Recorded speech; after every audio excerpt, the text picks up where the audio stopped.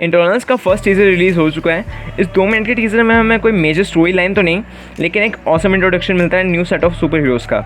ये super heroes बाकी सारे सुपर हीरोज़ से काफ़ी ज़्यादा डिफरेंट होने वाले हैं। एंड जैसे कि हम देख रहे हैं MCU की फेज़ 4 की सबसे बड़ी मूवी यही होने वाली है। और ये सारे सुपर हीरोज़ पिछले आए सारे सुपर हीरोज़ से काफ़ी ज़्यादा डिफरेंट होने वाले हैं। आप इन्हें थॉर के टक्कर का कह सकते हैं। और एक इंटरेस्टिंग फ़ैन थ्योरी भी निकल के आई है जो कि हमें रिलेशनशिप बताती है इटर्नल्स और थैनोस का, जिसे हम आगे जाके डिस्कस करने वाले हैं। So stay tuned.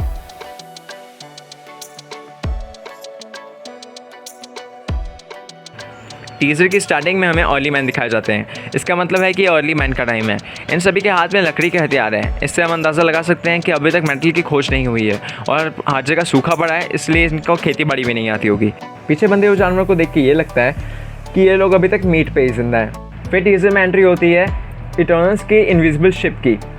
इसमें आपको सर्सी एंड इक्रिस दिख रहे हैं। इस मूवी में इनकी लव स्टोरी चलने वाली है और सर्सी कोई और नहीं बल्कि गैमा चैन है, जो पहले भी कैप्टन मार्वल में मिनर्वा का रोल कर चुकी हैं। और इक्रिस कोई और नहीं बल्कि हमारे रॉब स्टार्क है। चलिए इटर्नल्स के क्विक हिस्ट्री पे चलते हैं। कोलेस्ट्रल नाम के कुछ क्रीचर्स थे जो डिफरेंट प्लैनेट्स पे जा के क्रीचर्स पे डिफरेंट तरह के एक्सपेरिमेंट किया करते थे। जब वो अर्थ पे आए तो उन्होंने एप डिस्कवर किया जो ह्यूमन फॉर्म में आने से पहले वाले एप्स थे। उन्होंने उन पे एक्सपेरिमेंट करना शुरू किया और गलती से डेविएंट क्रिएट कर दिया, पर थोड़ी करेक्शन के बाद उन्होंने इंटरनल भी क्रिएट कर दिया। तो हाँ, आप इन दोनों को भाई कह सकते हैं, सगे तो नहीं पर कज़न्स से ही, लेकिन ये एक्चुअली में एक दूसरे के दुश्मन है। और इस मूवी में भी डेविएंट और इटर्नल्स की फ़ाइट ही दिखाई जाएगी। और मैं आपको एक और चीज़ बता दूं कि जो थैनोस था वो भी एक डेविएंट ही था। और क्योंकि इटर्नल्स में एक बीमारी है जिसे डेविएंट सिंड्रोम कहते हैं, जिसकी वजह से थैनोस क्रिएट हो गया था, जबकि उसके पेरेंट्स इटर्नल्स थे। और मुझे ऐसा लगता है कि इस मूवी में ऐसा दिखाया जाएगा कि इटर्नल्स ने किस तरह से हमारी मदद की है, अपनी नॉलेज शेयर की अर्ली ह्यूमन से और हमारी एवोल्यूशन में हमारी मदद की। फिर टीज़र में आपको एंजेलिना जॉली दिखेंगी जो कि थेना का कैरेक्टर निभा रही हैं, और सलमा हैक जो कि अजैक का कैरेक्टर निभा रही हैं। अजैक एक मेल कैरेक्टर है कॉमिक में, लेकिन यहाँ पे इन्होंने फीमेल कास्टिंग की हुई है। ऑफ कोर्स मूवीज़ में कॉमिक के हिसाब से तो काम चलेगा नहीं। फिर आगे हमें दिखते हैं बेनफ्रे जो कि पेस्टोस का किरदार निभा रहे हैं। पेस्टोस असल में एक इन्वेंटर है जो यूजुअली तो हथियार बनाता है, लेकिन मैनकाइंड की हेल्प के लिए भी काफ़ी सारी चीज़ें बनाता है। पीछे आप वीडियो में स्पिरिट को भी देख सकते हैं। इस वीडियो में भी आप देख सकते हैं कि वो हथियार या ऐसा ही कुछ अपना इनोवेशन कर रहा है।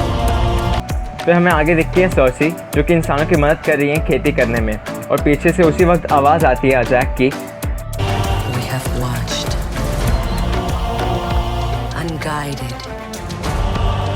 Helped them progress and seen them accomplish wonders. Throughout the years, we have never interfered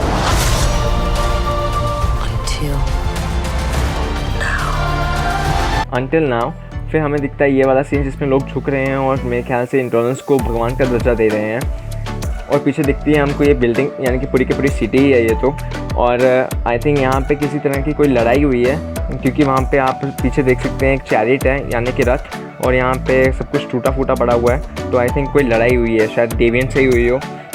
और आई थिंक ये जो पीछे सिटी है ये बेबीलोन यानी कि मेसोपोटामिया है, और जो कि कॉमिक्स में नहीं बल्कि रियल लाइफ में भी एग्जिस्ट करता है। अगर आप लोगों को मेसोपोटामिया के बारे में जानना है, और मैं डिस्क्रिप्शन में एक लिंक डाल दूंगा जिससे आप मेसोपोटामिया के बारे में और जान पाएंगे। लॉ, एस्ट्रोनॉमी, सिविलाइजेशन, इन सब का ओरिजिन मेसोपोटामिया में ही हुआ। इनफैक्ट सबसे पहला जो व्हील का इन्वेंशन था वो भी मेसोपोटामिया में हुआ। कहते हैं कि मॉडर्न ह्यूमंस का ओरिजिन भी मेसोपोटामिया ही है।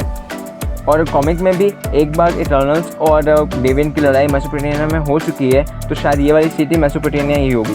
फिर एंट्री होती है टीम की सबसे फाइनेस्ट वॉरियर थेना की, ये सबसे स्किल्ड फाइटर है। और जैसा कि हमें यहाँ पे क्लियर लुक मिलता है, इसका यूजुअली जो हथियार होता है वो एक कॉस्मिक स्फीयर है। जैसे कि आपने डॉक्टर स्ट्रेंज में देखा होगा, वो भी कॉस्मिक एनर्जी से ही वार कर रहा होता है, और ये सिचुएशन के अकॉर्डिंग मनचाहा शेप भी लेता है, जैसे कि इस सीन में दिखाया गया है। फिर अगले सीन में हमें मक्कारी दिखाई जाती है, और उसके आसपास एंशिएंट चीज़ों से लेके मॉडर्न चीज़ों तक का कलेक्शन है। और यहाँ पे आप देख सकते हैं कि यहाँ पे VR ग्लासेस भी दिखाई दे रहे होंगे आपको, मतलब कि ये अर्ली मैन के टाइम से अभी तक अर्थ से गए नहीं हैं। और मैं आपको बता दूं, मक्कारी की सुपर पावर उसकी सुपर स्पीड है, जैसे कि आप उसकी बुक पढ़ने की स्पीड से पता लगा रहे होंगे, और इस सीन में भी ऐसा ही दिखाया गया है। और फिर आता है मेरा बेस्ट पार्ट, जहाँ पे सर्सी का ट्रांजिशन दिखा रहे हैं एंशिएंट टाइम से मॉडर्न टाइम की तरह। तो इससे पता चलता है कि ये लोग अमर हैं और ये अर्ली मैन के टाइम से ये अर्थ पे छुप के रह रहे हैं। और जैसे कि पहले अजैक ने कहा कि उन्होंने हमें गाइड किया, हमारी हेल्प की, हमें प्रोग्रेस करते हुए देखा, लेकिन वैसे ही हमारे हाल पे छोड़ दिया। हमारे फिर कभी वो सामने नहीं आए और ना ही हमारी मदद की। फिर चाहे कुछ भी हो, वर्ल्ड वॉर हो या फिर खुद थानोस अर्थ पे क्यों ना आ जाए, वो लोग सामने नहीं आए। लेकिन आई थिंक इस मूवी में एक्सप्लेन किया जाएगा कि वो इन्फिनिटी वॉर के टाइम पे कहाँ थे या फिर वो सामने क्यों नहीं आए। क्या वो भी बाकी लोगों की तरह गायब हो गए थे या फिर कुछ और। फिर हमें स्पीड दिखती है। स्पीड देखने में तो बच्ची है, लेकिन वो बच्ची बिल्कुल भी नहीं है, क्योंकि सेंचुरी से वो बिल्कुल ऐसी ही दिख रही है। वो सर्सी की बेस्ट फ्रेंड है, लेकिन वो सर्सी को अपोज भी करती है, क्योंकि सर्सी जहाँ पे इंसानों को पसंद करती है, स्पिरिट वहीं पे इंसानों से नफरत करती है, क्योंकि वो उसे हमेशा बच्चों की तरह ट्रीट करते हैं। और अगर आपको कोई बच्चों की तरह ट्रीट करे तो आप उसकी फीलिंग समझ सकते हैं, उसे कैसा लगता होगा। फिर एंट्री होती है सबसे अमेजिंग और क्रेजी कैरेक्टर की, जो कि है ड्यूक। ये इटर्नल्स को हमेशा से अपोज करता है और डेविएंट्स का साथ देता है, क्योंकि इसके पास कुछ माइंड कंट्रोलिंग पावर्स है। तो ये एक विलेज में छुप के रहता है और वहाँ के लोगों को माइंड कंट्रोल कर लेता है और उन्हें अपना गुलाम बना लेता है, जिस तरह से आपको इस सीन में दिख रहा होगा। वो सभी का माइंड कंट्रोल करके उस विलेज पे राज कर रहा होता है। और जैसे कि आप सीन में देख सकते हैं कि इटर्नल एक क्रीचर से लड़ रहा है, जो कि फॉर श्योर एक डेविएंट ही होगा। और ड्यूक स्टार्टिंग में तो डेविएंट्स का साथ देता है, लेकिन बाद में इटर्नल्स के साथ आ जाता है। बिल्कुल हमें फुल ऑन लोकी कैरेक्टर देखने को मिलेगा। और यहाँ पे आप देख सकते होंगे कि ड्यूक, सर्सी और मकारी ये तीनों यूनिमाइंड क्रिएट करते हैं। यूनिमाइंड तब क्रिएट होता है जब 2 या 2 से ज़्यादा इटर्नल्स अपनी एनर्जी और अपनी माइंड से कंबाइन करते हैं और इसे एक इटर्नल कंट्रोल करते हैं। असल में कॉमिक्स में यूनिमाइंड ऐसा दिखाया गया है, मूवी में ऐसा दिखाया जाएगा कि नहीं पता नहीं, लेकिन जब भी यूनिमाइंड क्रिएट होता है तो सामने बहुत बड़ा खतरा होता है। तो शायद इस सीन में भी कुछ ऐसा ही होगा, उनके सामने कोई बहुत बड़ा खतरा आया होगा। लेकिन सवाल ये उठता है कि जब ये थैनोस इन्फिनिटी वॉर के टाइम पे ये सामने नहीं है, तो अब सामने क्यों आ रहे हैं? क्या थैनोस या उससे भी बड़ा कोई खतरा सामने आ चुका है, क्या पता। सवाल बहुत सारे हैं, लेकिन जवाब कोई भी नहीं। इक्रिस और सर्सी की जो भी लव स्टोरी होगी वो एशियन वे में दिखाने वाले हैं, और यहाँ पे आपको थोड़ा सा बॉलीवुड थीम दिख रहा होगा। और फिर यहाँ पे एंट्री होती है जॉन स्नो की, जो कि सर्सी के साथ दिख रहे हैं। मे बी इनका कोई लव ट्रायंगल चल रहा हो इस मूवी में, कुछ कह नहीं सकते। लेकिन जो जॉन स्नो हैं वो इस मूवी में एक नॉन इंटरनल कैरेक्टर निभा रहे हैं, जो कि है ब्लैक नाइट का।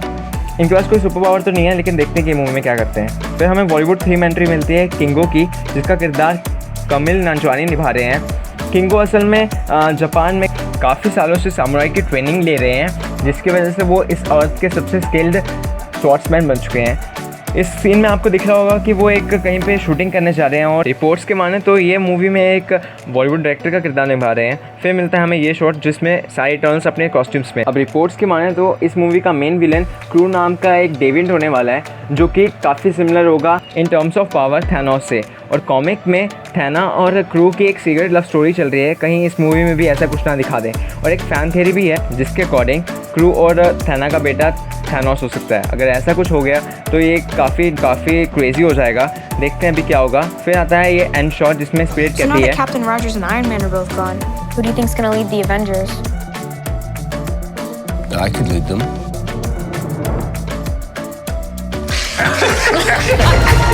जैसे कि सब लोग हंस रहे हैं, मुझे नहीं लगता कि एवेंजर्स की टीम को कोई एटर्नल ही लीड कर सकता है। तो आज की वीडियो के लिए इतना ही। अगर आपको वीडियो पसंद आई तो प्लीज़ लाइक बटन दबाइए और मेरा चैनल सब्सक्राइब कर दीजिए, ताकि मैं आपके लिए ऐसी वीडियोस ला सकूं। थैंक यू सो मच आपके वक्त के लिए।